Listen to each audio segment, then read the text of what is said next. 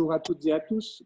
Bienvenue à cette éco spéciale santé organisée par la Chambre de commerce et d'industrie du Doubs, dont je suis le directeur général. Merci aux équipes qui ont organisé cette séance. Je vous rappelle simplement qu'en ce qui concerne la Chambre, nous avons 3 missions: accompagner les entreprises à être leur porte-parole, soutenir les territoires et puis bien évidemment former à travers nos écoles ou nos outils de formation, notre école de commerce INEA, notre organisme de formation continue CIFCO et puis l'école des managers de Franche-Comté. Je précise que nous avons aussi des missions régaliennes, notamment à travers le centre de formalité des entreprises et puis toute la politique d'accompagnement en matière de création. Et puis, je n'oublie pas également les formalités internationales et la délivrance des cartes d'agents immobiliers. Alors, on démarre toutes et tous la 8e semaine de confinement, qui a une particularité très importante, puisque, sauf s'il y a un changement dans les annonces du gouvernement le 7 mai, cette semaine devrait marquer la dernière semaine de confinement. Pendant ce confinement, nous avons organisé au niveau de la Chambre divers web-échos thématiques.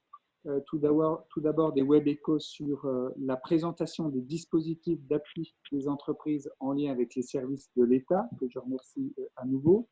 Et puis nous avons associé aussi dans les dernières réunions le Conseil régional qui a pris des dispositions particulières. Nous avons eu une web-écho sur le thème du juridique avec des avocats qui vous ont permis d'avoir des informations et d'échanger sur toutes les questions de vente en ligne et de conditions générales de vente. Nous aurons demain une web-écho spéciale IMEA, donc pour notre école de commerce, avec l'ensemble des employeurs de nos apprentis. Et puis, nous aurons mercredi prochain une web-écho spéciale tourisme et événementiel, avec, on le sait, des professions qui sont en grande souffrance, et notamment pour leur présenter les fonds d'urgence initiés par le Conseil régional de Bourgogne-Franche-Comté suite au vote d'il y a quelques jours. Et puis, en marge de notre cellule de crise et d'accompagnement toujours active, je pense à notre adresse internet, mail, covid19@doubs.cci.fr, et surtout à la suite des annonces du Premier ministre de mardi dernier, on s'est dit qu'il serait très utile pour les entreprises de notre territoire d'être informées et d'avoir des échanges avec le service de santé au travail. Je rappelle d'ailleurs à ce stade comment le Premier ministre avait structuré sa prise de parole mercredi dernier, puisqu'il a mis en avant 3 principes. 1, vivre avec le virus et savoir vivre avec le virus. 2, la progressivité pour minimiser la deuxième vague de l'épidémie. Et puis 3, la différenciation géographique. Et je fais le lien sur ce sujet, évidemment, avec les cartes rouges, vertes et oranges qu'on voit chaque soir. Et je sais qu'il est important de regarder en particulier celle de jeudi prochain. Et donc, avec autour de ça 3 principes de mise en œuvre: protéger, tester et puis isoler. Alors, dans notre quotidien à la Chambre, on a toujours le souci de nous mettre à notre place. Et puis, on s'est dit, chaque entreprise, quelle que soit sa taille, va devoir, en complément de son plan de continuité d'activité, élaborer un plan de reprise d'activité. Donc, nous avons sollicité les services de santé au travail du Doubs, évidemment hors BTP, puisque je rappelle que la filière BTP a son propre service de santé au travail. Et donc, on vous propose cette séance d'information et d'échange. Merci à l'OPSAT et notamment à son directeur général Pascal Ledest, en lien avec le SIST au Doubs, d'avoir accepté notre proposition. Donc, vous allez avoir la parole dans quelques secondes. Je précise simplement que nous avons la même séance de travail avec AST 25 cet après-midi, puisque je vous précise que le département du Doubs, en matière de services de santé au travail, est organisé de manière un peu particulière, puisqu'il y a plusieurs services de santé au travail, mais je laisserai Pascal Ledest préciser les choses s'il le faut.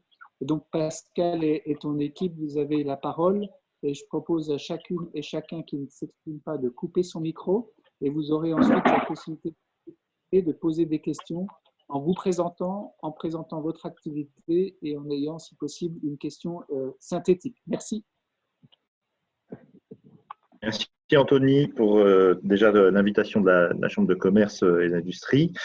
Moi je me présente Pascal Ledest, donc je suis directeur général du service de santé au travail OPSAT Franche-Comté, et je vais intervenir avec ma collègue du SIST au Doubs qui couvre le secteur de Pontarlier, Lucie Cudré qui est responsable ingénierie de projet et de prévention chez OPSAT, et le docteur Céline Orcet. Donc, on va vous faire une petite présentation pour déjà essayer de vous donner l'ensemble des éléments de base pour opérer le déconfinement. On a décidé de faire une présentation co-animée avec le service du Haut-Doubs, puisque nous avons une organisation en cette période de confinement et de déconfinement qui est relativement similaire. Voilà. Donc, on va vous présenter un petit peu déjà au niveau géographique notre couverture. Donc, concernant OPSAT, nous couvrons 14 000 entreprises en dehors du BTP et suivons 152 000 salariés. Nous couvrons l'intégralité du département du Jura, de la Haute-Saône, du territoire de Belfort et le nord du Doubs. Je vais passer la parole à Michel Darrocha. Alors, bonjour, Michel Darrocha, donc directeur du service du Haut-Doubs. Donc, un petit service situé vers la frontière suisse avec donc 1410 entreprises, à peu près 11 400 salariés. On a perdu un petit peu en effectif du fait que l'hôpital a recréé son service autonome. On couvre donc Pontarlier, Levier, Montbenoît, Bout-Tournant, avec aussi la ST25. Ce territoire, cette commune n'a pas été départagée vraiment. Voilà, en ce qui concerne notre service. Et donc, d'ici la fin de l'année, donc, on est en phase de rapprochement avec le service d'OPSAT. Donc, je remercie également voilà, Pascal et vous pour que je puisse participer à cette réunion. Donc, le troisième service qui opère sur le Doubs, c'est la ST25. Pour ceux qui ont le diaporama à l'écran, donc c'est la partie qui est en gris, qui couvre donc Besançon, Baume-les-Dames, Mèche-Morteau. Voilà pour ce qui est de la présentation des services. Alors, il m'appartient de vous parler un tout petit peu de la partie la plus indigeste, c'est-à-dire des obligations réglementaires, mais on peut guère éviter ce genre de sujet quand on parle de déconfinement. Alors, pour mémoire, l'employeur a une obligation de moyens renforcés depuis 2015 et non plus une obligation de résultat. C'est-à-dire qu'avant, l'employeur devait éviter toute exposition des salariés à quelque risque que ce soit. Depuis 2015, la Cour de cassation a infléchi un petit peu sa position en imposant à l'employeur uniquement une obligation de moyens renforcés. C'est-à-dire qu'elle doit mettre en œuvre l'ensemble des mesures pour protéger les salariés des risques connus, en tout cas au moment de l'évaluation des risques.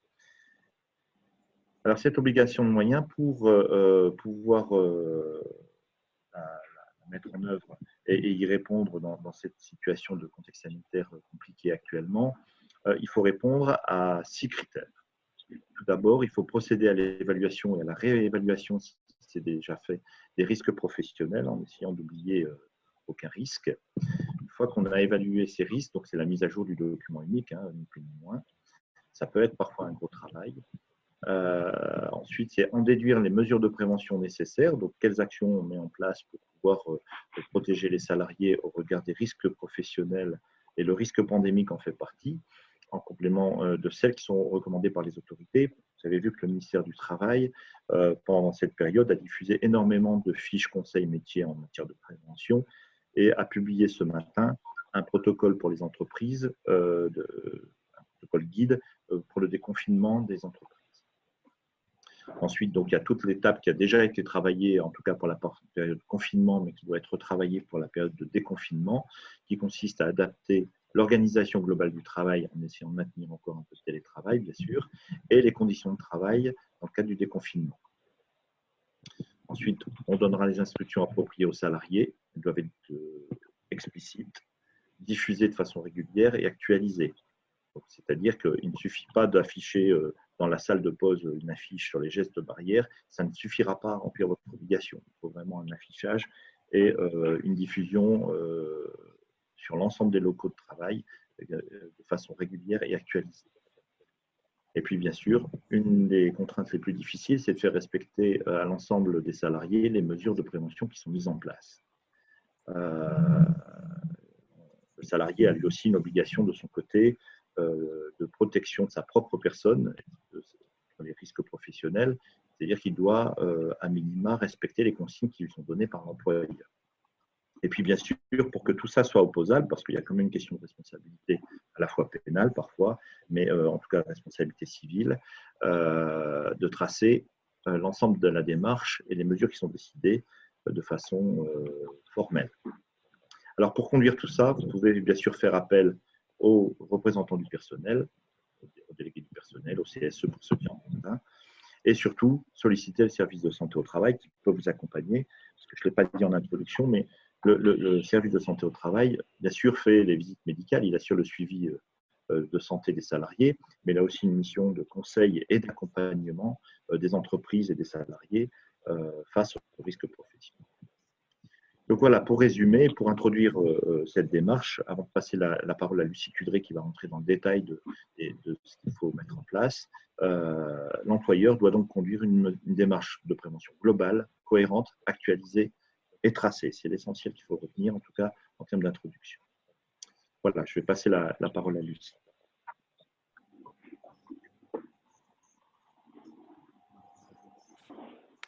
Donc, bonjour à tous. Donc, je vais vous présenter maintenant les 5 étapes clés de la démarche de prévention. Donc, on a fait le choix de ne pas rentrer dans les menus détails vraiment pratico-pratiques de l'application dans l'entreprise, car le propre de la démarche, c'est qu'elle sera différente d'une entreprise à l'autre. Évidemment, on ne va pas déployer les mêmes mesures dans un commerce, dans un établissement de soins, par exemple, dans une usine ou dans un garage. Donc, on va vous présenter ici les grands principes. Et puis, pour vous rassurer, on vous fera aussi une revue des outils et des guides qu'on met à votre disposition, ainsi que des accompagnements qui auront, quant à eux, vocation à vraiment vous apporter une aide à vos questions spécifiques. Donc, les 5 étapes sont les suivantes. Premièrement, organiser le travail. Ensuite, évaluer les risques. Décider les actions de prévention. Informer et sensibiliser, qui est un passage nécessaire, j'allais même dire obligatoire de la démarche, et enfin formaliser et réévaluer. Donc on va aborder successivement chacune des 5 étapes. Donc organiser le travail va comprendre finalement 3 phases. La première va consister à établir et actualiser le bilan des ressources en personnel. Alors là, on est plus du côté RH, et ça nous semblait important aussi de faire le point à ce niveau-là, au travers de 2 aspects. Est-ce que dans l'entreprise, vous comptez des salariés reconnus comme vulnérables? Donc, on y reviendra peut-être tout à l'heure si vous avez des questions particulières avec notre médecin du travail, le docteur Orsay. Et enfin, est-ce que le salarié est tenu de garder ses enfants à domicile? Alors, pour le moment, on est encore dans une phase un peu transitoire avec la reprise progressive des écoles, dont les conditions sont encore, pour la grande majorité, à définir ou en cours de définition. Donc, voilà, dès lundi prochain, la question ne sera pas réglée. Donc, il faut aborder la question des ressources en personnel sous ces 2 angles-là. Deuxième étape, on va s'intéresser donc au plan de continuité, au plan de reprise d'activité, à travers de différents volets. Premier volet va concerner la charge de travail suffisante en termes de commandes, en termes d'afflux de clients. Second volet va concerner les moyens. Pour travailler, effectivement, on a besoin de matières premières, on a besoin de matériel, etc. Le cas échéant, est-ce qu'on peut réorganiser, dans la mesure du possible, le travail dans l'entreprise via de la polyvalence, via une reprise qui va être graduelle? Et puis, enfin, on va privilégier le télétravail, là aussi, dans la mesure du possible, en fonction de certains secteurs. Il est sûr que dans certains secteurs d'activité, le télétravail n'a pas de sens, mais dans plein d'autres secteurs, même ne serait-ce que de manière ponctuelle ou graduelle, ça peut être du télétravail, pas en continu, mais sur quelques jours par semaine. C'est toujours ça de gagner, j'allais dire, et toujours ça qui va éviter une éventuelle exposition des salariés. Et troisième volet, ça va rejoindre ce que présentait à l'instant M. Ledès, c'est donc l'évaluation et la prévention des risques en actualisant donc le document unique. Le document unique, ce n'est pas nouveau, c'est obligatoire depuis novembre 2001. Donc, toutes les entreprises en France doivent évaluer leurs risques professionnels à partir du moment où elles comptent au moins un salarié, voire un apprenti. Donc, ça concerne énormément d'entreprises. Il est vrai qu'avec cette pandémie de Covid-19, on doit actualiser ce document unique en y intégrant ce nouveau risque et puis en formalisant les mesures de prévention qui ont été prises dans l'entreprise pour lutter contre ce risque-là. Donc, c'est loin d'être évident. Le document unique, c'est une démarche qui est déjà pas forcément évidente, notamment dans les petites entreprises, hein, parce que le boulanger, le coiffeur, le paysan, le garagiste, tout le monde doit réaliser son document unique, donc ce n'est pas forcément simple. Mais y intégrer le volet Covid, ça l'est encore moins. Donc là aussi, pas d'inquiétude, les services de santé sont là pour accompagner les entreprises à élaborer ce document unique. Voilà. Et une fois que le document unique est réalisé, que les mesures de prévention ad hoc sont mises en place, dans ce cas-là, le salarié peut reprendre le travail. Évidemment, il a aussi une obligation de son côté. Il y a des obligations côté employeur, mais il y a également des obligations côté salarié. Le salarié, il doit prendre les mesures nécessaires pour protéger sa santé, sa sécurité, mais également celle de ses collègues. Ça, c'est inscrit dans le Code du travail. Donc, voilà pour l'étape 1. Une fois que l'organisation du travail est posée, on va pouvoir s'intéresser à l'évaluation des risques. Donc, pour bien évaluer un risque, il faut déjà bien le connaître. Et pour connaître un risque, il faut savoir quelles sont les modalités d'exposition. Pour faire simple, comment est-ce qu'on peut contracter ce Covid-19 ? Alors, je vais vous passer les rappels qu'on entend à peu près 1000 fois par jour, que ce soit par radio, Internet ou télévision. Mais on va revenir sur des choses un peu plus, on va dire, simples et concrètes. Donc, la contamination, elle est possible essentiellement par les muqueuses, nez, bouche et éventuellement les yeux. Aujourd'hui, alors là aussi, il faut être très humble sur les informations qu'on donne. Hein. Aujourd'hui, le 4 mai, voilà, la contamination, elle est possible via ces voies-là. Il n'y a pas de contamination par passage cutané. Voilà, j'y reviendrai tout à l'heure pour évoquer le cas des gants, qui peut être un faux ami. Donc, à ce titre-là, il y a deux voies de contamination. La première voie de contamination, elle est directe. Ça va être par inhalation de micro-gouttelettes projetées par une personne contaminée. Et la deuxième voie de contamination, elle est indirecte.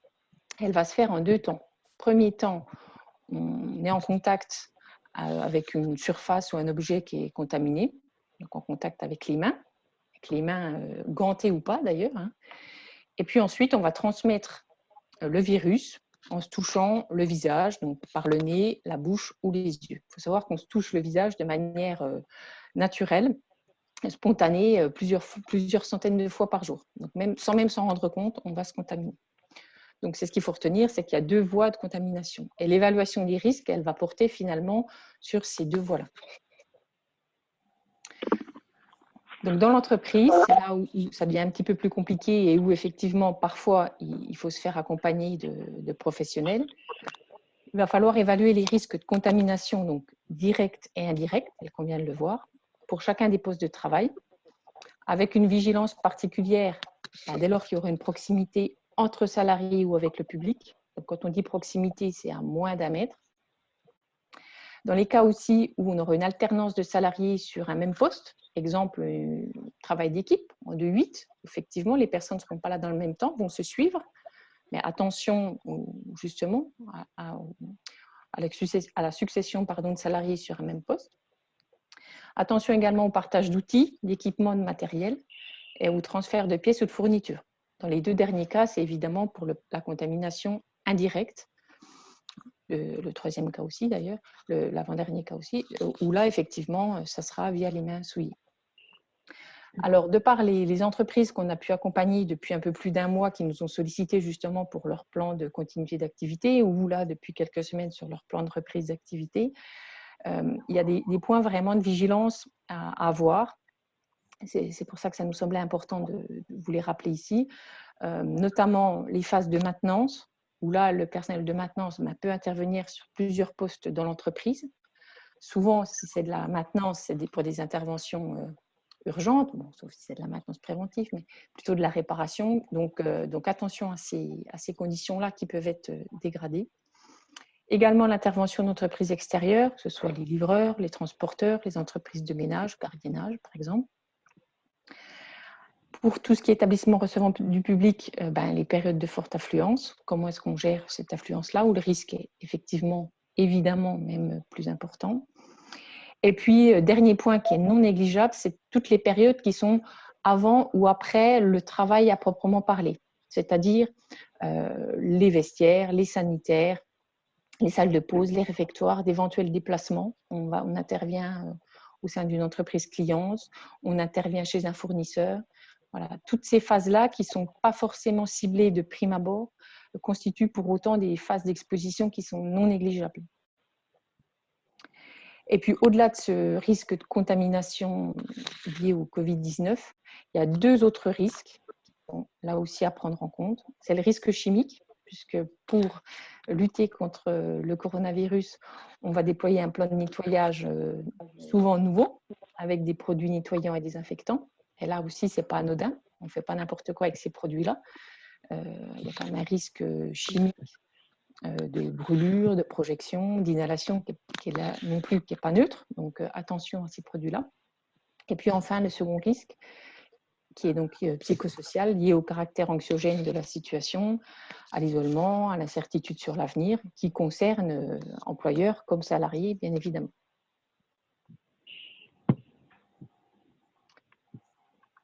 Donc, une fois qu'on a évalué les risques professionnels, on va pouvoir décider des actions de prévention. Donc, premier cas de figure, pour prévenir la contamination directe liée à l'inhalation de micro-gouttelettes. Donc, on va retenir plusieurs principes. Le premier principe, c'est la distanciation. C'est-à-dire, on va espacer les personnes, alors que ce soit salarié-salarié, que ce soit salarié-client, que ce soit salarié-transporteur, hein, 2 personnes, quelle que soit leur entreprise ou leur statut. Donc, les espacer d'au moins 1 mètre. Et le guide qu'a publié ce matin le gouvernement indique maintenant une notion de jauge minimale de 4 mètres carrés par personne dans un système, on va dire, dans un espace ouvert que représente l'entreprise. Donc voilà, c'est les notions qu'il faut retenir. Au moins 1 mètre, ça c'est une notion qu'on entend depuis plus d'1 mois, donc qui est plutôt bien ancrée. Voilà, la nouveauté de ce matin, c'est au moins 4 mètres carrés par personne, qui revient à peu de choses près ou 1 mètre. Pour ce faire, on peut séquencer les activités, c'est-à-dire décaler les horaires, l'étaler. On peut gérer les périodes d'affluence, on peut intégrer des prises de rendez-vous préalables. Un autre point qui est essentiel, ça va être la gestion des flux de circulation. Ce qui est préconisé, c'est d'avoir un sens unique, de prévenir également les goulots d'étranglement. Alors, je m'explique au niveau des goulots d'étranglement. Pour on va dire, gérer les flux de circulation, le plus simple, c'est de tracer le parcours type d'un salarié quand il entre dans l'entreprise. Donc, il arrive le matin à voiture, par exemple. Il arrive sur le parking. Peut-être qu'il y aura un passage vers un tourniquet si l'accès est verrouillé, peut-être pas. Ensuite, il va arriver dans l'enceinte de l'entreprise. Peut-être qu'il y aura un passage par les vestiaires, ensuite vers la badgeuse, ou alors il y a un accès qui est verrouillé par une alarme, etc. Et chacune des étapes, finalement, peut représenter un goulot d'étranglement. Exemple type, le vestiaire. Il est sûr que, en fonction, si vous avez un gros afflux de personnes qui arrivent pour une prise de poste à la même heure, vous allez avoir un goulot d'étranglement au niveau du vestiaire. Donc, un risque d'expulsion qui est plus important. D'où la nécessité d'étaler ou de décaler les horaires pour justement prévenir ces goulots d'étranglement. La question peut se poser finalement, quel que soit le secteur de l'entreprise et quelle que soit la taille de l'entreprise, on a forcément un moment où il y a un goulot d'étranglement. Donc, il faut prévenir ça en jouant sur les horaires, en jouant sur l'organisation du travail. Et puis, pour faire respecter les flux de circulation, ça passe par de l'affichage, mais aussi du marquage au sol, du balisage. Donc là, ça représente un petit travail quand même de tout mettre en place, indiquer, baliser. Ça prend quand même un peu de temps. Hein. Pas se voiler la face. Si niveau de la distanciation est impossible ou insuffisante, dans certains corps de métier, il va de soi que ça va être compliqué de maintenir une distance de 1 mètre. Je pense à tout ce qui est secteur médico-social, c'est sûr que là, ça ne fonctionne pas. Hein. On va passer à un autre niveau de protection qui est la protection collective. Dans ce cas-là, on pourra, par exemple, installer des écrans en verre ou en plexiglas, des rideaux rigides ou un autre système qui va permettre de séparer et donc d'éviter l'inhalation de ces fameuses micro-gouttelettes. Un autre point qui est essentiel, c'est l'aération régulière des locaux. À ce titre-là, on préconise d'ouvrir les locaux, d'aérer les locaux plusieurs fois par jour, et ce pendant au moins un quart d'heure. Et enfin, si la protection collective et la distanciation sont impossibles ou insuffisantes, dans ce cas-là, on arrive sur la case protection individuelle, où là, on peut mettre à disposition des visières, des masques. On y reviendra aussi tout à l'heure, si vous le souhaitez, sur le cas des masques. Deuxième volet des actions de prévention, c'est la contamination indirecte par les masques souillés. Première on va dire, mesure à mettre en place, première logique, ça va être l'individualisation. C'est-à-dire que pour éviter la contamination par les mains souillées, ça va être de personnaliser, d'individualiser, excusez-moi. Donc, en réservant l'utilisation des équipements, que ce soit les outils, les engins, les ordinateurs ou les objets, les pièces, à une et une seule même personne. On va par exemple aussi privilégier les bureaux individuels. Alors, vous allez me dire, oui, ça c'est facile, c'est pas toujours possible. C'est vrai, c'est pour ça que si c'est pas possible ou pas suffisant, on va arriver sur la protection collective. Bien sûr, ces grands principes-là ne s'appliquent pas à toutes les situations, à toutes les entreprises. C'est pour ça qu'il y a plusieurs niveaux. La protection collective, elle va consister par exemple à maintenir les portes ouvertes. Alors là aussi, dans la mesure du possible, pour des questions de sécurisation, on se doute bien qu'on ne peut pas laisser toutes les portes ouvertes. Mais au moins, celles qui peuvent l'être, les laisser ouvertes. Donc, il existe maintenant des systèmes de blocs-portes qui permettent de les maintenir ouvertes, de même que certains fournisseurs ont fabriqué des systèmes d'ouverture qui permettent d'ouvrir la porte avec le coude, par exemple. On peut aussi utiliser des dispositifs, que ce soit poussoirs, supports, plateaux, qui vont éviter le contact direct avec les mains. C'est-à-dire que ce n'est plus la main qui touche, mais la main touche un objet qui touche un autre objet. Voilà, on va éloigner finalement la main de l'objet qui va être transféré vers une autre personne. Et puis un autre point qui est essentiel, je t'en ai parlé tout à l'heure, ça va être l'usage des espaces et équipements communs, puisque comme leur nom l'indique, ils sont communs, donc on ne peut pas les individualiser. Donc sanitaire, vestiaire, réfectoire, où là, il faut quand même définir des règles bien précises. Et puis, évidemment, on y vient sur le dernier volet, un plan de nettoyage qui soit adapté. Donc, le nettoyage et la désinfection, c'est le dernier volet. Donc, ça, c'est indispensable. Qui dit nettoyage, désinfection régulier, ça sous-entend aussi un temps pour le faire. Donc, attention à bien intégrer ce temps-là dans le travail, parce que ce n'est pas négligeable non plus, ce temps passé à nettoyer, à désinfecter. Autre point qui est essentiel et qui est pour le coup pas le plus évident à mettre en place, c'est de faire respecter les mesures d'hygiène et notamment le lavage des mains pour les salariés. Ça reste quand même une difficulté. C'est souvent très bien appliqué les premiers jours, après les retours des entreprises qu'on a pu avoir. Et puis, on s'aperçoit qu'au fil des jours, ça s'érode gentiment et qu'on a du mal à finalement maintenir ces principes-là dans la durée.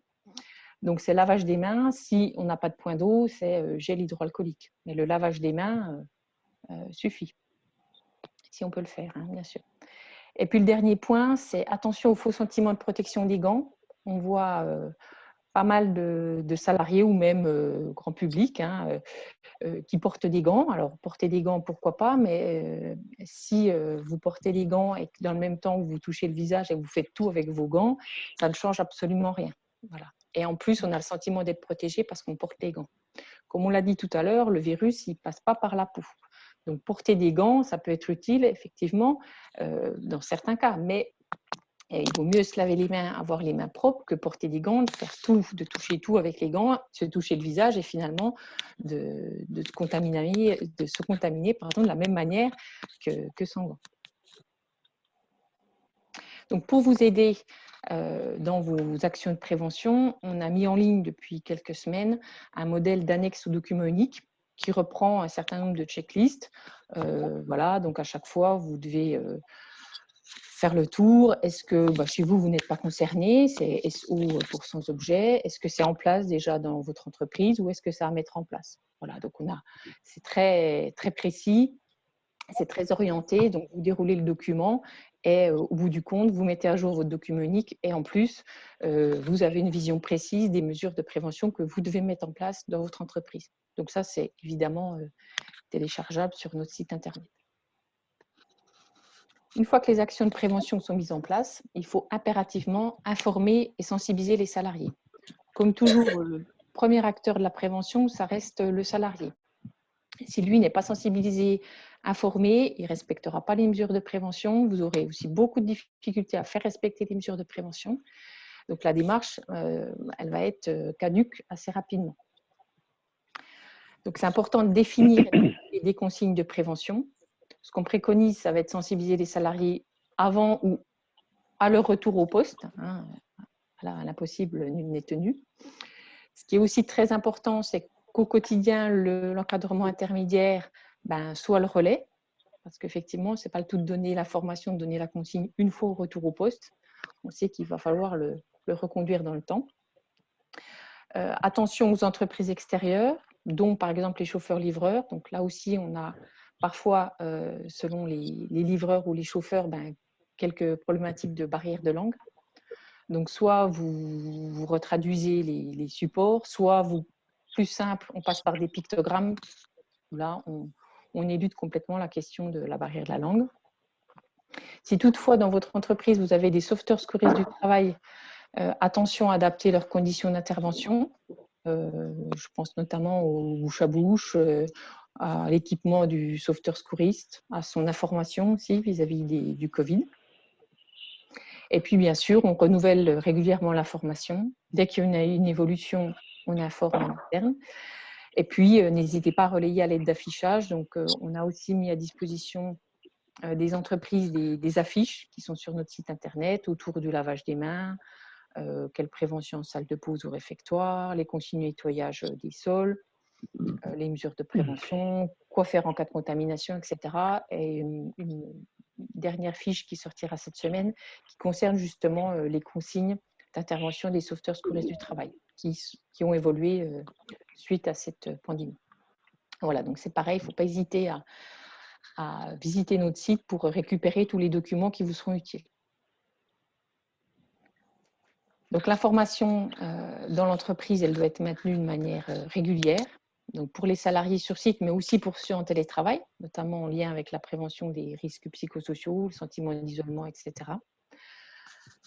Pour les entreprises extérieures, pour les clients, il est vrai que dans tous les commerces, on privilégie, enfin, on a préconisé un affichage à l'entrée du magasin, par exemple.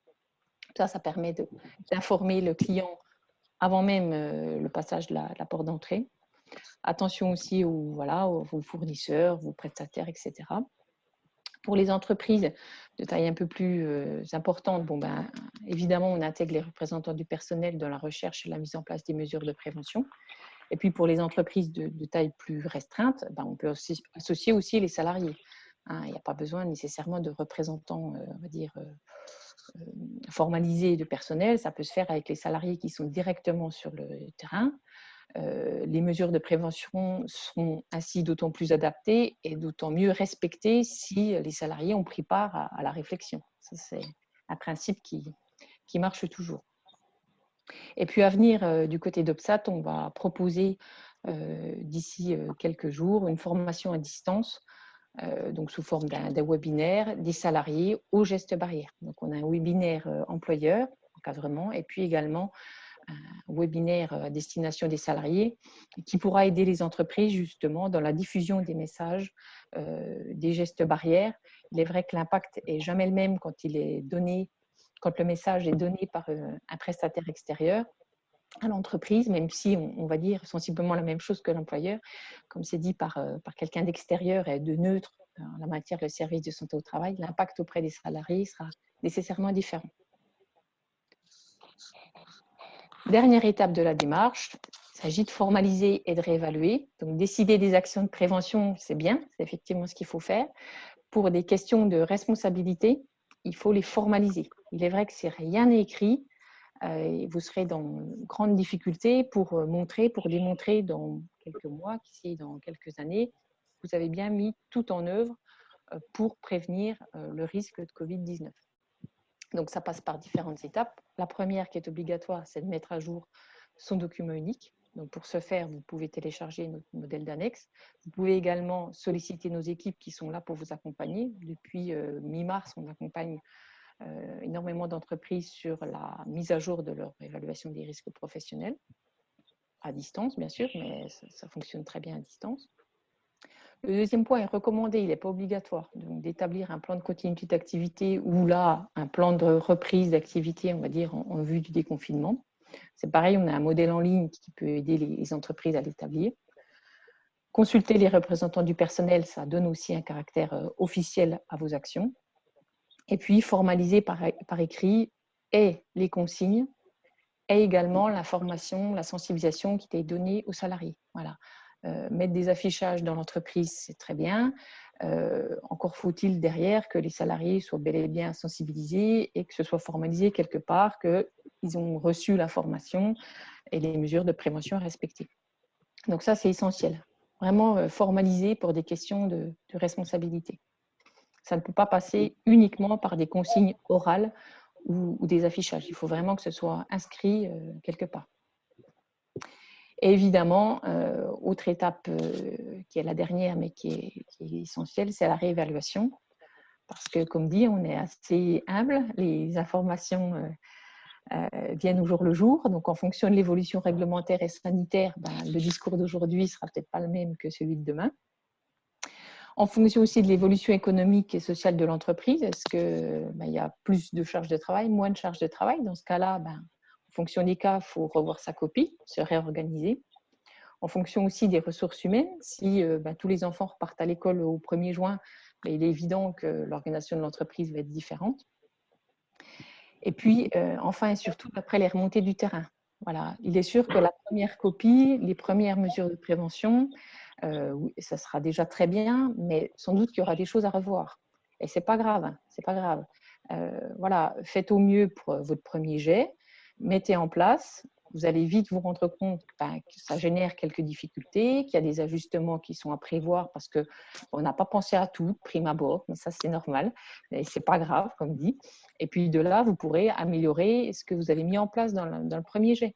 Voilà, il ne faut pas se mettre bien en tête de vouloir cerner de prime abord tous les cas de figure, toutes les situations et tous les menus détails. Non, dégrossissez, faites déjà un premier jet, mettez en place.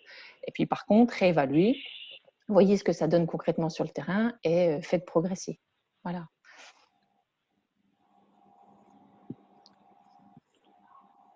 Je crois que c'est à peu près tout ce que j'avais à vous dire. Je vais laisser la parole à Monsieur Ledest sur l'organisation des services de santé.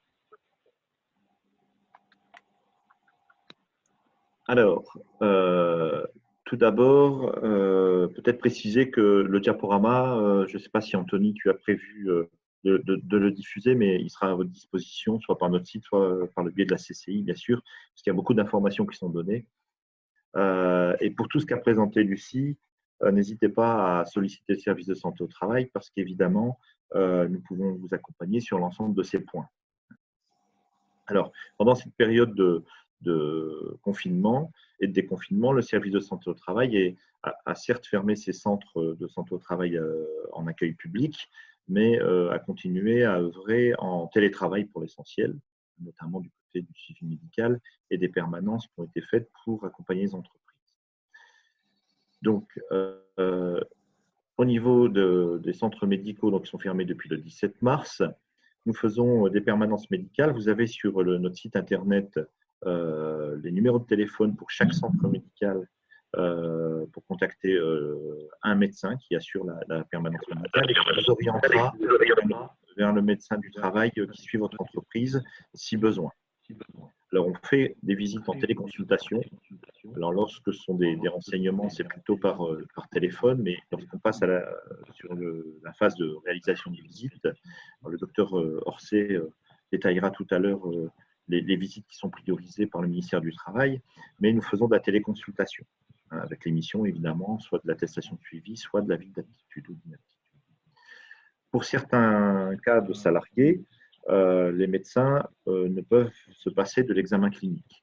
Donc, dans ces cas-là, ils programment une visite en présentiel au sein du centre médical avec bien sûr l'ensemble des mesures de prévention qui sont nécessaires pour éviter toute contamination de notre équipe si le salarié est porteur du Covid. Une autre permanence qui a été mise en place, c'est l'accompagnement au plan de continuité ou au plan de reprise d'activité. Donc, vous pouvez soit poser vos questions par une adresse mail qui est ouverte depuis le 17 mars à infocoronavirus@opsat.fr ou par le biais du formulaire contact qui est sur notre site internet opsat.fr. Et donc là, nos ingénieurs de prévention et nos techniciens de prévention pourront vous répondre, vous accompagner par téléphone pour l'essentiel, à prévoir l'ensemble des mesures et à répondre à vos obligations telles qu'elles vous ont été décrites précédemment. Une ligne particulière pour les médecins du travail qui sont parfois confrontés à échanger avec les chefs d'entreprise qui ne vont pas forcément bien, parce que la situation est compliquée, à la fois économique, mais aussi parfois psychologique. Nous activons donc nos relais partenaires que vous connaissez certainement, qui sont l'APESA, les casques bleus, qui sont des relais vers lesquels on oriente lorsqu'un chef d'entreprise nous contacte et qu'il est en difficulté et que cela va au-delà de l'aspect médical. Ensuite, on a une permanence téléphonique du service social parce que les salariés qui étaient suivis par notre service social, je rappelle que notre service social œuvre uniquement dans le cadre du maintien en emploi, donc tout ce qui est en relation avec le travail. Et un certain nombre de salariés qui étaient en suivi étaient dans l'obligation de maintenir ce suivi et cet échange avec eux. Et puis, lorsqu'on a prononcé des inaptitudes au niveau des médecins, notre service social a pris le relais immédiatement derrière pour voir dans quel cas il y avait lieu d'accompagner les salariés qui étaient en situation d'inaptitude. Donc là aussi, le numéro de téléphone est présent sur notre site internet. Nous avons mis en place par secteur les écoutes psychologiques des salariés en difficulté, puisque un des éléments qui était assez présent dans le cadre de ce confinement, ça a été les difficultés de salariés notamment isolés, surtout sur la durée du confinement. Et donc, un numéro de téléphone a été mis en place pour une écoute psychologique des salariés. Il sera encore en place quelques temps après la période de déconfinement. N'hésitez pas à informer vos salariés de prendre contact avec les psychologues qui assurent cette permanence. Donc, il y a 3 demi-journées par semaine. Alors, les numéros sont différents par rapport au secteur. Sur le 12, c'est le 06 79 46 91 57. Et donc, cette prise de contact donne lieu ensuite à une information du médecin du travail qui suit votre entreprise, bien sûr. Et puis, sur notre site internet, une mise à disposition d'un dossier dédié, d'une page dédiée au Covid, sur lequel vous allez retrouver l'ensemble des éléments dont vous avez besoin. Donc, un rappel de l'ensemble des services et des coordonnées pour nous joindre, les outils et les guides pratiques, les conseils, des modèles d'affiches, des modèles de documents, et puis aussi la liste des fournisseurs locaux qui vendent et qui sont capables de fournir des protections individuelles et des produits désinfectants.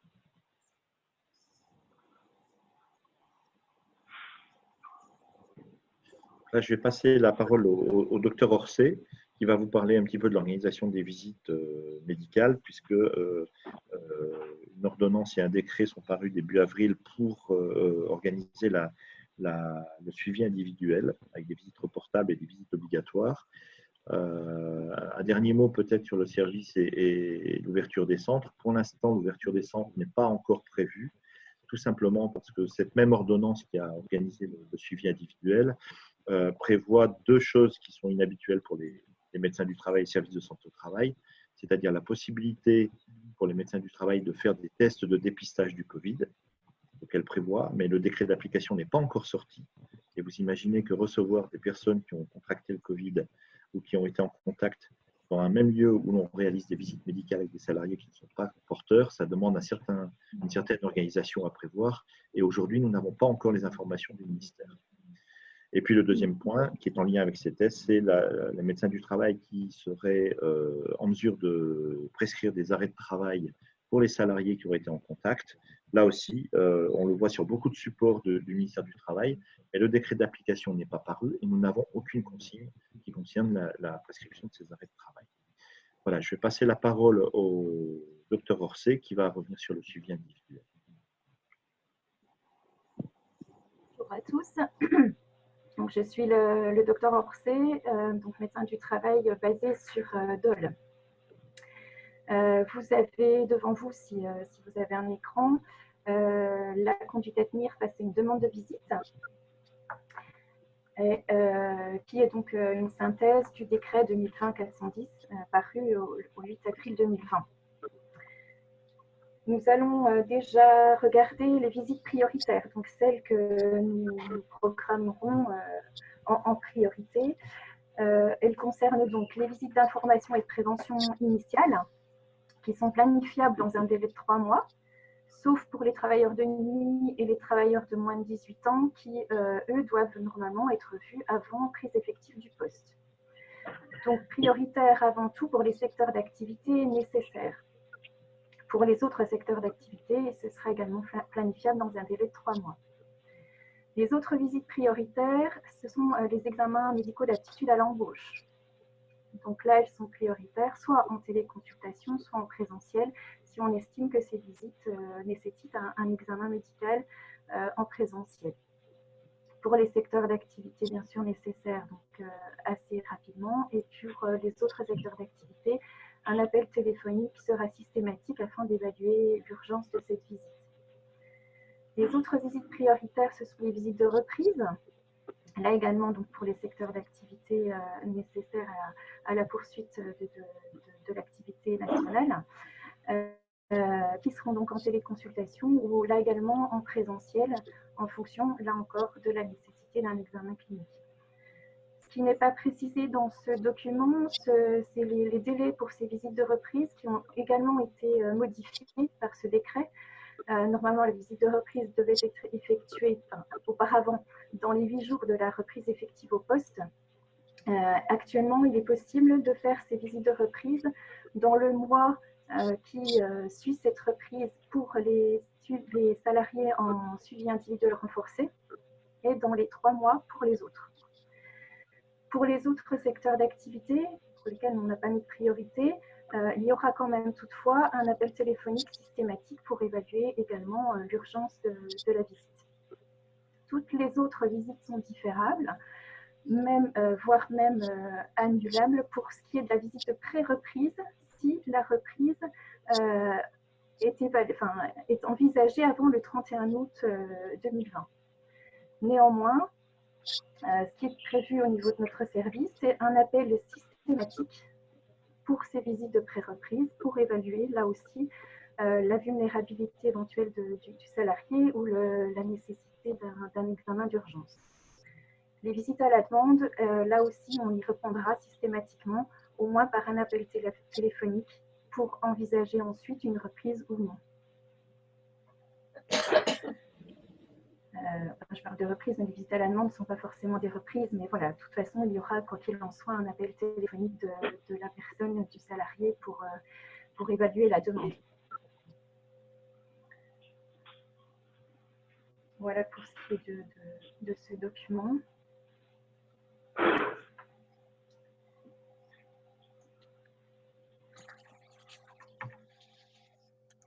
Bien, on est arrivé au bout de notre présentation. Une petite précision sur les visites, notamment de reprise. On a beaucoup de questions sur le fait des arrêts soit garde d'enfants ou les arrêts Covid. Il faut savoir que les arrêts garde d'enfants ou les arrêts pour les personnes vulnérables, les arrêts Covid, ne sont pas nécessairement des arrêts maladie, ce sont des arrêts de travail. Et donc, même s'ils font plus de 30 jours, ne nécessitent pas de façon réglementaire la réalisation d'une visite de reprise. Par contre, on peut comprendre tout à fait qu'un salarié qui a contracté le Covid, même s'il a un arrêt de 15 jours, l'employeur souhaite l'orienter vers le médecin du travail pour avoir un avis, même si aujourd'hui les éléments scientifiques ne nous permettent que de donner un avis sans certitude. Ça ne sera pas une visite de reprise, ce sera une visite à la demande. Voilà Anthony pour cette présentation. Merci beaucoup à vous trois pour vos présentations qui ont eu un caractère à la fois informatif et précis, pédagogique, et puis également actualisé, puisqu'on l'a vu à travers, par exemple, le sujet de la jauge minimale, c'est le terme que vous avez utilisé. Je crois que c'est utile à tout le monde. Et du coup, la parole est libre. Je propose à chacune et chacun de se présenter et de poser sa question, si toutefois il y en avait. Avant de commencer voilà, les questions-réponses avec les employeurs, je peux me permettre juste de parler de notre organisation qui est similaire à celle d'Obstacle, mais avec quelques petites différences concernant le service de santé au travail du Haut-Doubs. C'est possible, il y a assez de temps pour… Ah oui, voilà, voilà. Très bien, puis ça fait écho à la présentation. Alors simplement, bien entendu, c'est voilà, même si voilà, l'organisation reste similaire, notre service, bien entendu, est également permis au public depuis le 17 mars 2020. Mais donc nous avons continué notre activité, alors par des permanences téléphoniques, donc chaque matin, c'est-à-dire que voilà, toute personne peut appeler le service, soit en ligne, soit une assistante médicale, soit un infirmier en santé au travail ou une infirmière, soit une assistante technique en santé au travail, qui dirigera les appels ou les demandes vers les personnes compétentes. Également, pendant toute la journée, il y a une adresse mail qui est à disposition de toute personne, la mienne, et après, je peux diriger voilà, les demandes qui seront prises en compte dans les délais les plus brefs. On n'a pas de site internet, mais par contre, tout ce qui est… n'hésitez pas justement donc à solliciter notre équipe pluridisciplinaire qui répondra voilà, à toutes les demandes également. Et concernant le document unique, les accompagner puisque voilà, ils ne peuvent pas télécharger le document unique, mais on peut voilà, les accompagner dans ce sens-là. Et puis, bien entendu, au niveau des réalisations des visites, eh bien, pour chacun. Donc, voilà, on répond donc à la même chose. Voilà, simplement, je voulais juste rajouter ceci, même si l'organisation, hein, globalement, est la même. Merci Michel. Merci beaucoup, madame. Peut-être avant qu'il y ait une question ou quelqu'un lève la main, parce que vous avez possibilité avec l'outil technique, une question d'ordre général par rapport à ce qui a été dit. Est-ce que Denis.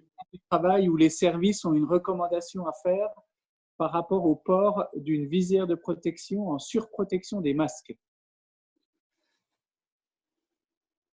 Alors, c'est plutôt Lucie, je pense, qui va répondre sur ce sujet-là. Oui. Alors, la visière, elle présente un intérêt, enfin, elle présente plusieurs intérêts. Le premier intérêt, c'est effectivement d'éviter, c'est une protection qui est double, et pour la personne qui le porte et pour la personne qui est dans l'entourage, vis-à-vis de la projection de micro-gouttelettes. Donc ça, c'est le premier avantage. Le deuxième avantage, ça va être le fait que le porter une visière, nécessairement, ça va réduire le contact des mains sur le visage, voilà, puisqu'il y aura la barrière de la visière. Donc la voie de contamination indirecte qui passe par les mains souillées, et puis on va se gratter le nez, ronger les ongles ou se frotter les yeux, et puis ainsi on va se contaminer, le virus va passer par les muqueuses. Il est vrai qu'avec une visière, nécessairement, on va réduire ce risque-là. Voilà. Après, comme on l'a vu, je dirais qu'il n'y a pas de règle qui dit oui, c'est imposé, non, ce n'est pas imposé. Tout va dépendre des conditions d'exposition au risque et selon les cas. Dans certains cas, effectivement, la visière sera nécessaire, même parfois sans masque. Et puis dans d'autres cas, ça sera ceinture et bretelles, ça sera masque plus visière. Mais ça va vraiment dépendre des conditions d'exposition, le contact avec les collègues ou est-ce qu'on a du public, l'affluence, etc. Mais la visière, je dirais que d'un point de vue vraiment technique, elle présente ce double avantage de jouer finalement sur les deux tableaux, contamination directe et contamination indirecte. Merci. Denis Jérôme avait demandé la parole. Oui, Denis Jérôme, président de la Fédération des commerçants du Grand Pontarlier. Au niveau du guide des procédures de bonne pratique, hier soir, on avait 43 métiers et il nous en manque énormément aujourd'hui. Quand est-ce que nous pourrons avoir ces guides de bonne pratique, puisque beaucoup de nos commerçants sont à la recherche de ces informations?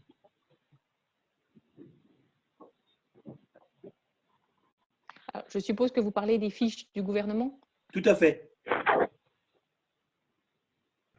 Alors, c'est vrai que nous, on a pour mission de diffuser les fiches qui sont écrites par le gouvernement. Il y a des groupes de travail qui sont à la rédaction tous les jours. On ne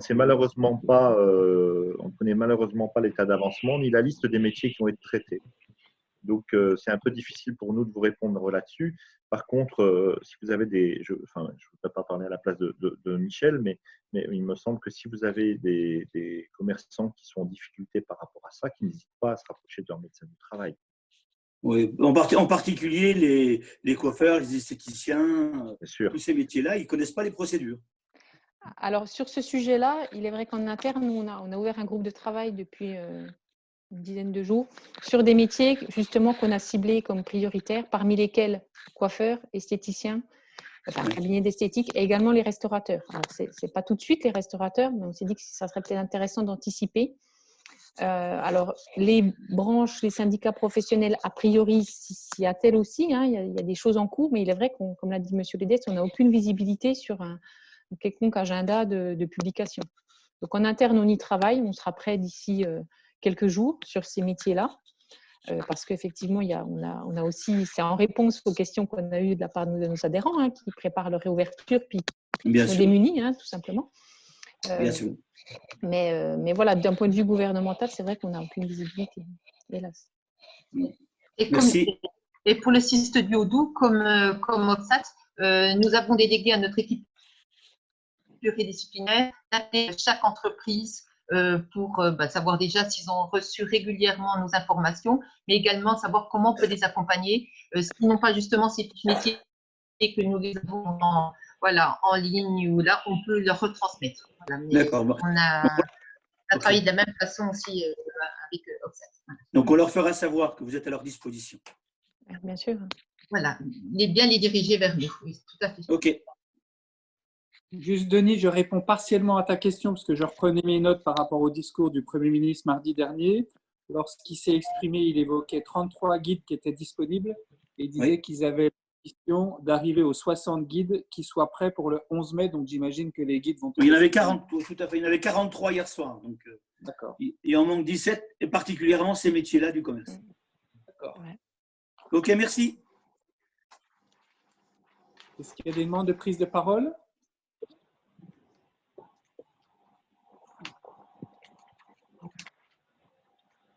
Puis on passe plus feuille. Elle va durcir quand même. Je peux juste revenir sur le document. Je voulais juste donner une précision sur les visites qui sont différables.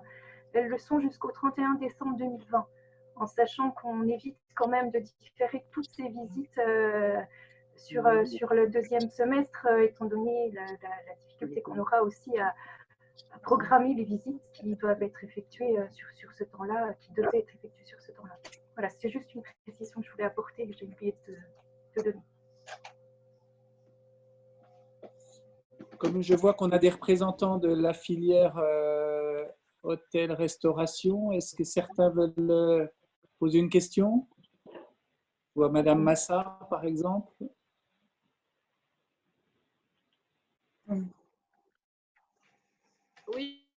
Oui, bonjour. Nous, on attend, c'est un petit peu le flou artistique. Pour nous, on fait partie des métiers qui n'ont pas beaucoup d'informations quant à la reprise ni par rapport aux normes sanitaires. Moi, je me demandais pour mes réceptionnistes, on va mettre du plexi par exemple sur le desk pour les protéger. Est-ce qu'il faut qu'elles aient aussi une visière et un masque ou pas? Parce qu'elles vont être beaucoup en contact du public. Alors, je vais vous faire une réponse de Normand. Je connais pas votre établissement, mais a priori, si chaque personne se tient de chaque côté, respectivement de la borne d'accueil, finalement, c'est pas nécessaire d'avoir en plus une visière. La visière, elle sera peut-être nécessaire si votre réceptionniste est mobile, elle doit quitter son poste là et effectivement à ce moment-là être exposée. Mais sur un positionnement statique, je m'entends, de part et d'autre de l'écran de protection, la visière, elle va pas s'imposer.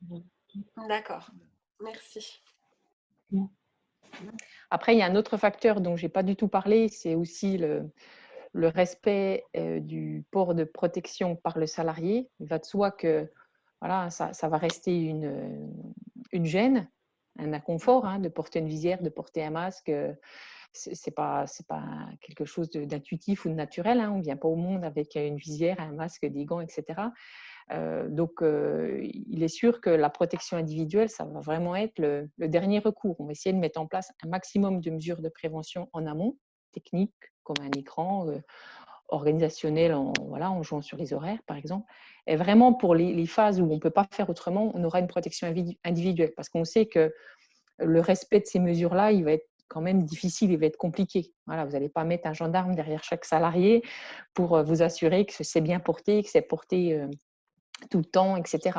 Donc, il est vrai que moins on aura ces phases-là avec protection individuelle, plus ça sera simple pour vous, employeurs, de faire respecter les mesures de prévention dans l'entreprise.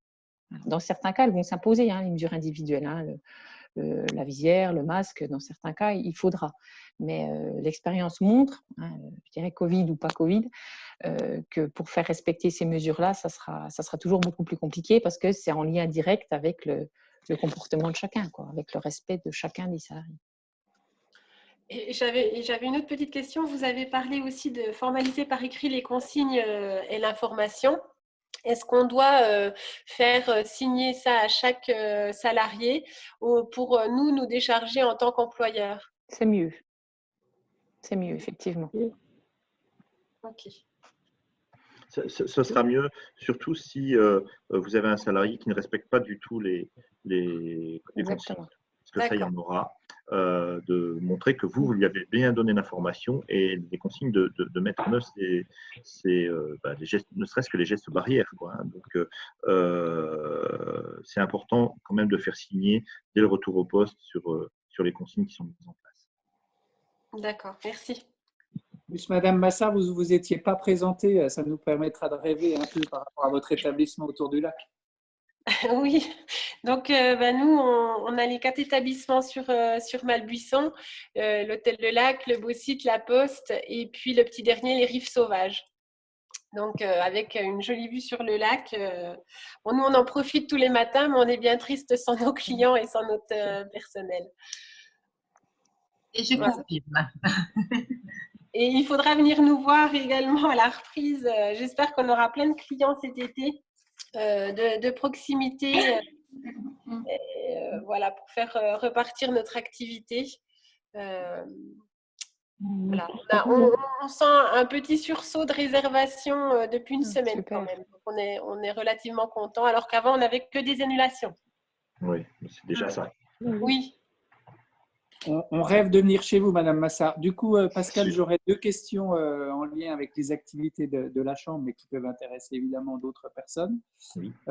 Quelles sont les préconisations particulières pour les jeunes femmes enceintes, puisque nous, on a le cas dans le personnel.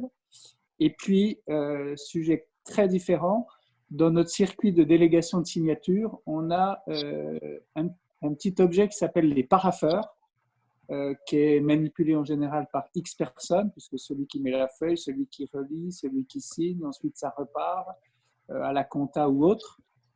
Est-ce qu'il y a des préconisations particulières par rapport à cet objet de parapheur? Je pense que le docteur Orsay va répondre à la première question déjà, je pense. Donc pour les jeunes femmes enceintes, effectivement, des personnes dites vulnérables qui peuvent encore s'autodéclarer sur ABELI, même si après ça passe en chômage partiel hein, depuis le début mai, elles peuvent le faire à partir du 3e trimestre de grossesse. Donc là, elles sont effectivement toujours concernées par cet arrêt possible. Pour les personnes qui sont dans le début de grossesse, on va évaluer finalement au cas par cas ces situations-là. Pour les personnes qui seraient en difficulté et fragiles, on va les réorienter vers leur médecin traitant pour qu'elles puissent être arrêtées. Hein, j'ai eu le cas. Pour d'autres, ça va être vraiment en fonction là, du poste, des gestes barrières mis en place. On va évaluer vraiment la situation au sein même de l'entreprise pour juger de la possibilité ou pas de la poursuite d'activité pour cette personne. Et ce sera au cas par cas. Merci. Pour le parapheur, Lucie, je ne sais pas si tu veux intervenir. Ou... Je peux, comme vous voulez. Ouais, moi, je te laisse. C'est toi la spécialiste. Oui, enfin, comme dit, il faut rester très, très humble sur la question du Covid. On apprend tous les jours. Pour la question du parapheur, je vais vous faire une réponse sous forme de questions. Premièrement, est-ce que ce parapheur ne peut pas être numérisé? C'est-à-dire, est-ce qu'on ne peut pas passer par un passage par la voie numérique, c'est-à-dire qu'on ne passe plus par le papier, mais on inscrit des signatures électroniques. De cette manière-là, il n'y a plus de contact direct. C'est la première solution. Alors, ce n'est pas toujours évident, notamment si ce n'est pas de coutume dans l'entreprise. Mais bon, le Covid peut aussi accélérer certains principes de numérisation dans l'entreprise. Et puis, si toutefois ce n'est pas possible, après, il faudra réfléchir à un process et notamment à intégrer des phases de lavage de mains, désinfection avant chaque passage supérieur, quoi. Voilà. Donc, ce n'est pas forcément très évident, mais bien définir à chaque fois un process. OK, j'ai imprimé le papier, donc avant d'aller chercher la feuille au copieur, je me lave les mains, le copieur est désinfecté, et ceci et cela jusqu'à la strate finale. Merci. Ce qu'il faut bien rappeler, on l'entend tous les jours, mais c'est que les gestes barrières, c'est vraiment la base de tout. C'est important de le rappeler aux salariés qu'ils se lavent les mains très régulièrement. Ça reste une des bases de la prévention. Ça fonctionne bien le premier jour. Le deuxième, on commence déjà à oublier un petit peu. Puis le troisième jour, souvent, entre salariés, on en est à prendre le café ensemble, à toucher la cafetière à plusieurs, ce genre de choses. C'est pour ça qu'il y a énormément de points, petits points auxquels on ne pense pas forcément naturellement au départ, mais qu'il faut vraiment analyser et intégrer dans la prévention.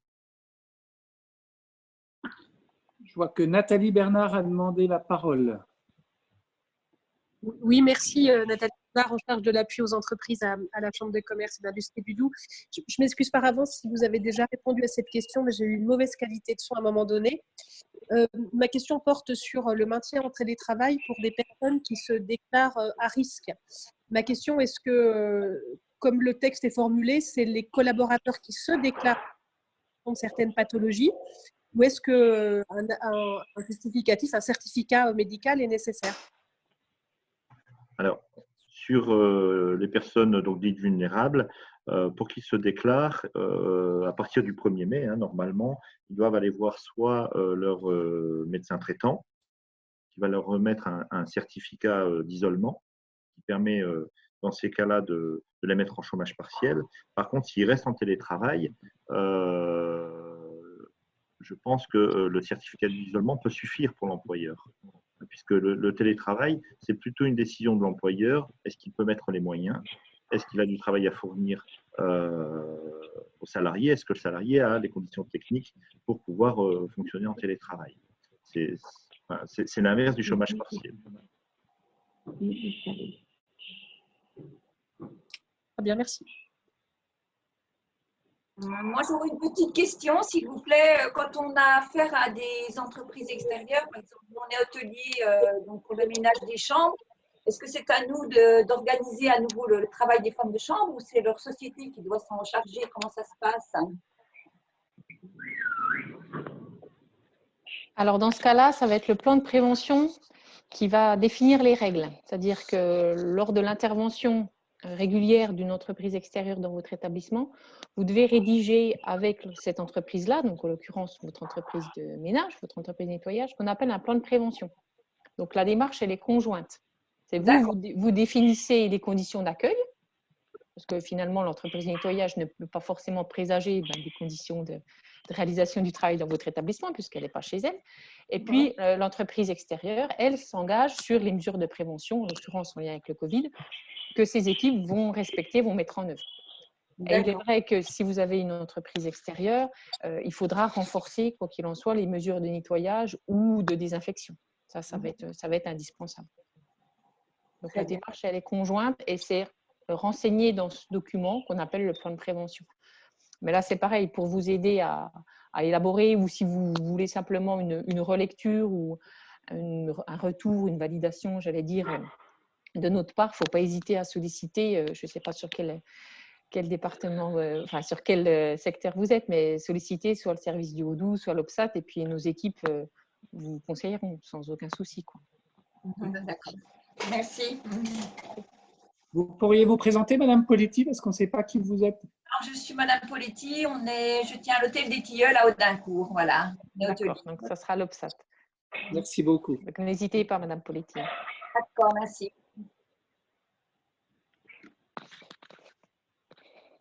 Du coup, Pascal, peut-être une question notamment pour les TPE, parce que je pensais que la question viendrait, mais je ne l'ai pas encore entendue. Les TPE n'ont pas forcément l'habitude de manipuler, si on peut utiliser le terme, le document unique. J'ai compris qu'il était téléchargeable sur votre site. Mais après, est-ce qu'il est facile d'utilisation pour les professionnels qui n'ont pas l'habitude? Alors, les questions sont très précises. C'est vraiment un document qu'il faut dérouler. On répond aux questions, on se positionne et ensuite on voit tout de suite les choses qui sont améliorées.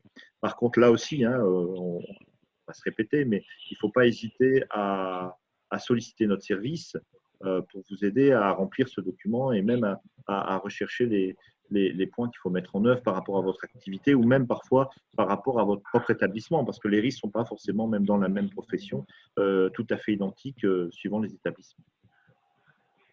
Mais il est assez abordable, assez facile. Alors, il est assez long parce qu'il y a pas mal de points à envisager. Tout ce qu'on a évoqué tout à l'heure, tout y est, tout simplement.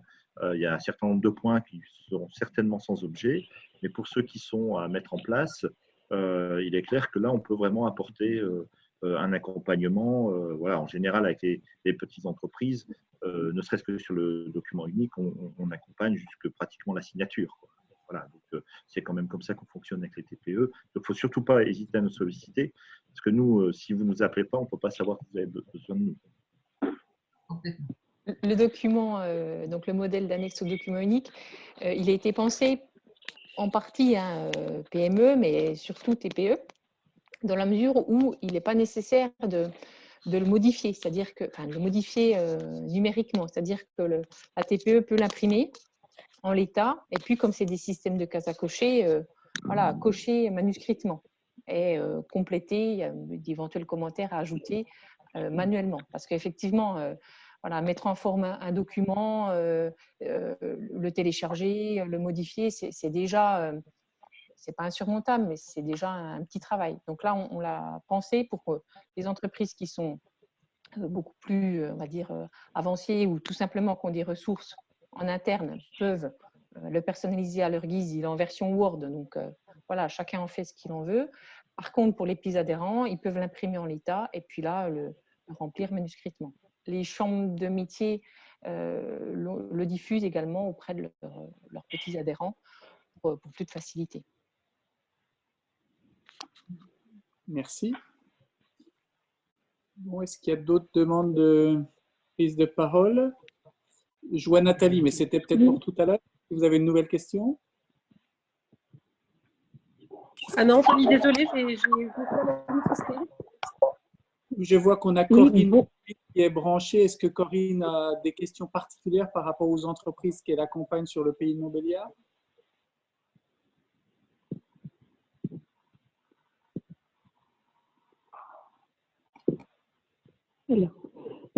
Bonjour, j'aurais une question, s'il vous plaît. Bonjour,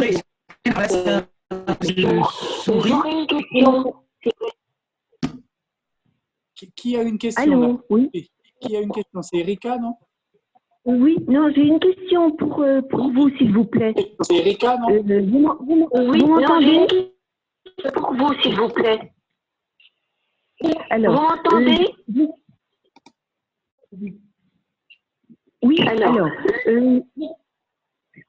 oui, je suis Catherine Buller, je tiens à la boutique Fémina Lingerie à Pontarlier. Je suis Catherine à la boutique Fémina Lingerie à Pontarlier.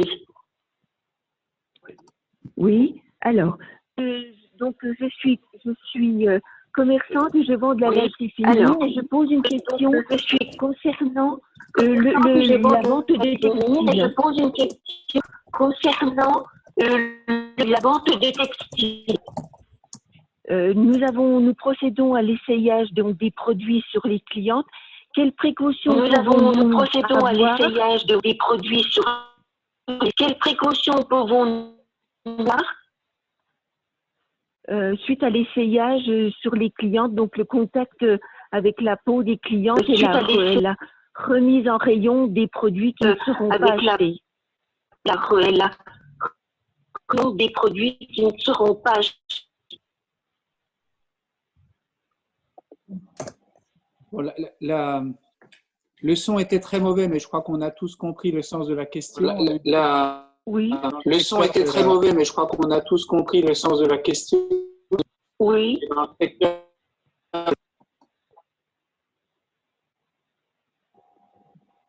Lucie, je peux répondre ou docteur Orsay? Lucie, ou docteur Orsay? On a un écho là. Ouais. Le micro qui est resté ouvert, je pense. On a un écho là. Le micro qui est resté ouvert, je pense. Ouais. Corinne, il faudrait couper votre micro, s'il vous plaît. Corinne, il faudrait couper votre micro, s'il vous plaît. C'est fait?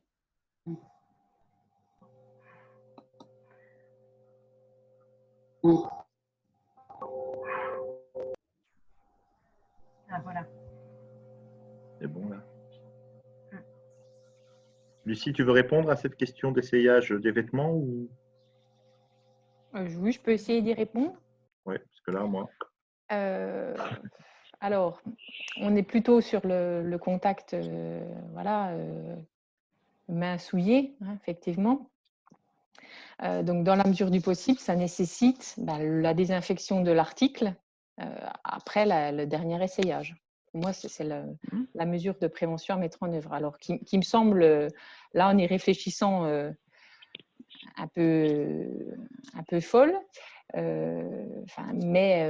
Alors après, peut-être qu'on peut réfléchir à des systèmes intercalaires de sous-vêtements, mais j'avoue que quoi qu'il en soit, il y aura quand même un passage, un contact avec les mains. Dire aux clients, par exemple, de se frictionner les mains avec une solution hydroalcoolique, ça peut régler le problème des mains, mais ça ne réglera pas le problème du contact avec la peau. Oui, directement. Directement. Donc, pour moi, il faut jouer sur l'article. Après, je ne sais pas si toi, Céline, tu as d'autres... J'avais comme information, effectivement, lors des essayages, de repasser après les vêtements à la vapeur pour une désinfection à sec. Ah oui. D'accord. Peut-être pas les ranger tout de suite. Ah non, ça donc, c'est sûr. Moi, je... Après, dans la mesure du possible, limiter les essayages. Alors, même si je sais que dans votre cas de la lingerie, c'est pas toujours évident d'éviter l'essayage, mais dans la mesure du possible, le limiter. Hein. Et puis, effectivement, une fois que la personne sort de cabine, tous les articles, les désinfecter. Par la vapeur, c'est une bonne idée. Je pense que c'est sans doute plus facile à mettre en œuvre. C'est faisable. Voilà. Ou après, bien un désinfectant, mais après, ça pose aussi la question sur le produit. Je ne sais pas si tout est effectivement possible de manière pratique. Et docteur, est-ce qu'avec la vapeur, comme on le voit aussi à travers les outils utilisés chez les dentistes, alors vous aurez compris que je ne suis pas du tout médecin ni scientifique, mais est-ce que la vapeur ne peut pas transporter le virus?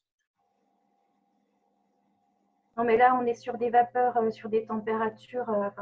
Là, de 65 degrés. Aussi, mais on est au-delà des températures extrêmes qui permettent justement de tuer le virus.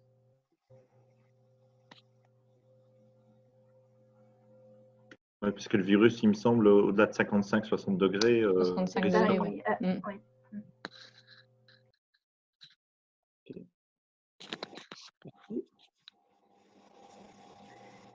Du coup, Corinne, vous vouliez dire quelque chose tout à l'heure? Corinne, vous vouliez dire quelque chose tout à l'heure? Non, non, pas du tout. Juste dire qu'il ne se passait rien.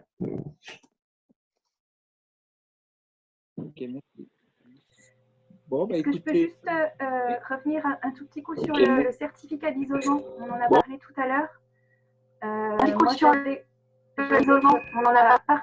Alors, excusez. Est-ce que Corinne peut couper son micro? Voilà. Couper son micro.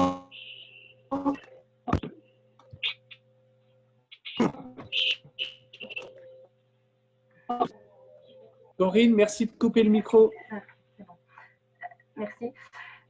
Oui, sur l'isolement transmis pour les personnes vulnérables, moi j'avais comme information que celles qui étaient autodéclarables sur Amélie jusque-là pouvaient encore le faire au 4 mai, donc aujourd'hui, et que ce certificat d'isolement serait transmis par le site. C'est pour les personnes qui ne pouvaient pas s'autodéclarer, qui étaient considérées comme vulnérables mais non autodéclarables, qui étaient arrêtés par leur médecin généraliste. Là, par contre, le certificat d'isolement sera transmis par le médecin traitant. Oui, tout à fait. C'est tout à fait ça. Sauf que les personnes qu'on évoquait tout à l'heure qui sont plutôt à mettre en télétravail sont plutôt les personnes qui ne sont pas en ALD, donc qui ne sont pas sur le site Amélie. Et c'est pour ça que pour la plupart, elles seront orientées vers le médecin traitant pour le certificat d'isolement.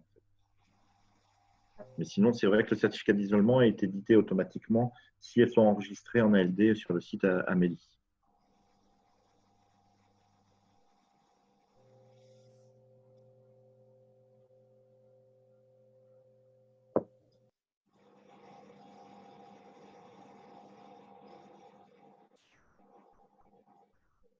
Bien.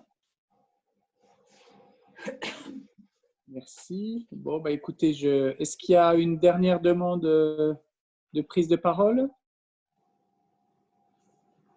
Juste rappeler un peu ce qu'on a dit tout au long de la présentation, Anthony. On pense souvent au service de santé au travail pour le suivi individuel et les visites médicales. On ne pense pas souvent au service de santé au travail pour l'accompagnement. Pourtant, ça fait partie de la cotisation et il ne faut vraiment pas hésiter parce que nos équipes sont là pour accompagner toutes les entreprises. Les plus importantes, les plus grosses entreprises, elles ont souvent leur responsable HSE qui fait déjà une part du travail. Mais pour les plus petites, il ne faut vraiment pas hésiter. On est là pour répondre à vos demandes. Merci pour cette précision. Et puis peut-être, avant de conclure, une dernière question d'ordre général. Certains pays ont déconfiné avant nous, notamment en Asie. Est-ce qu'à travers vos réseaux de services de santé au travail, on a des enseignements qui peuvent nous éclairer pour notre propre déconfinement? Le système français en termes de services de santé au travail, il est un peu unique en fait. Les autres pays européens ont des systèmes de santé au travail qui sont plutôt soit répressifs, c'est-à-dire que c'est plutôt une branche qui correspondrait à une part du travail de nos inspecteurs du travail, ou alors il est assuré par quelques médecins qui sont libéraux, comme en Espagne par exemple, et donc l'information n'est pas du tout concentrée, synthétisée, et on a très peu d'échanges avec ce type de représentants de la santé au travail dans les pays européens. Donc, je ne peux pas répondre précisément à ta question. D'accord. Écoutez, je pense qu'on va pouvoir conclure. Merci aux deux services de santé au travail, puisque vous avez eu des propos très clairs, très précis et très utiles à toutes et tous. On se retrouvera pour certains cet après-midi pour une réunion similaire avec AST25. Pour les professionnels qui sont encore connectés, je vous rappelle que demain, nous aurons une web écho avec les employeurs des jeunes qui sont dans notre école de commerce IMEA, notamment en apprentissage. Et puis mercredi, avec les acteurs du tourisme et de l'événementiel pour présenter en particulier les nouveaux dispositifs du Conseil régional qui viennent d'être votés à travers ce qu'ils appellent des fonds d'urgence. Et puis, bonne fin de journée à vous toutes et tous. Merci Pascal de nous envoyer le PowerPoint. Et puis, on le diffuse aux personnes. Encore merci beaucoup. Bon courage, bonne santé et à bientôt. Merci. Merci, au revoir. Bon courage à tous. Merci, bonne journée. Merci, bonne journée. Au revoir.